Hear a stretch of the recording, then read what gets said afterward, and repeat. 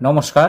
আজকে আমরা প্রাথমিক পর্যায়ের প্রথম শ্রেণীর বাচ্চাদের জন্য একটি বাংলা প্রশ্নপত্র বা কর্মপত্র নিয়ে উপস্থিত হয়েছি। চলুন শুরু করা যাক। প্রথমে বলেছে নিচের প্রশ্নগুলির উত্তর দাও। সহজ পাঠের চতুর্থ পাঠের কবিতা থেকে প্রশ্নগুলি নেওয়া হয়েছে। প্রথমে ক, আমাদের পাড়াখানির মাঝখানটিতে কি আছে? পাড়াখানির মাঝখানে দিঘি আছে, তাহলে আমাদের লিখতে হবে আমাদের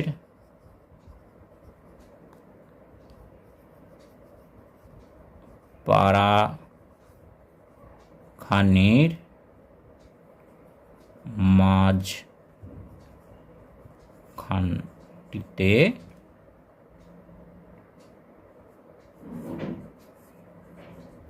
দিঘি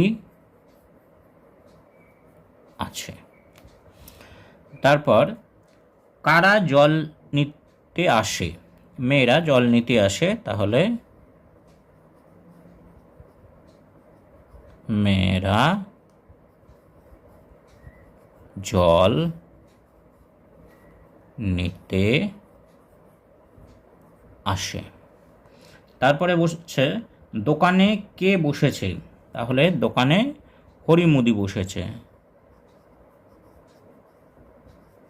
দোকানে হরিমুদি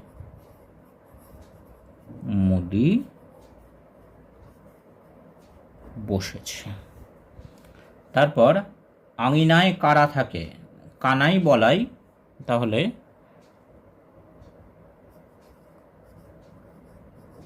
কানাই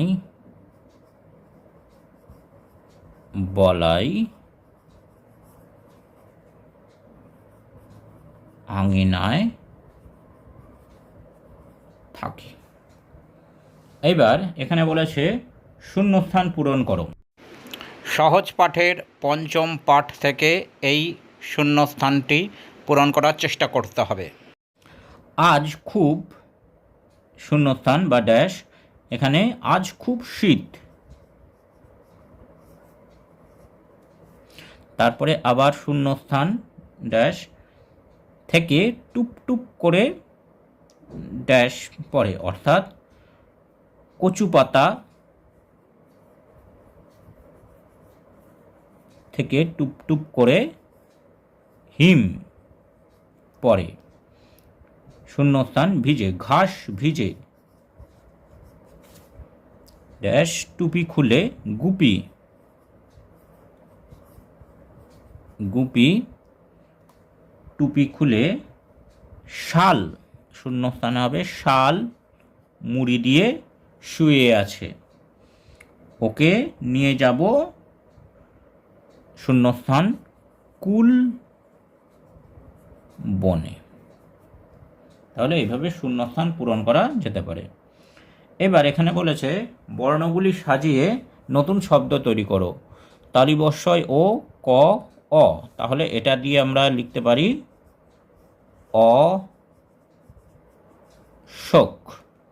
এখানে আছে ময় হস্যু ল সি, তালিবস্যয় হস্যি, এটা দিয়ে আমরা লিখতে পারি শিমুল।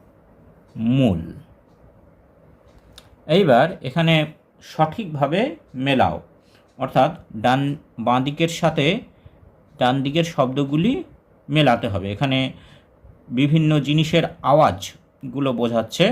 তাহলে থালা, থালা ঝনঝন, তাহলে থালা ঝনঝনের সাথে মিলিয়ে দিতে হবে। ছোটে পনপন, ছোটে পনপন। তারপর কাজে ঠন ঠন, আর ঘোরে বন বন। আজকে এখানেই শেষ। নমস্কার।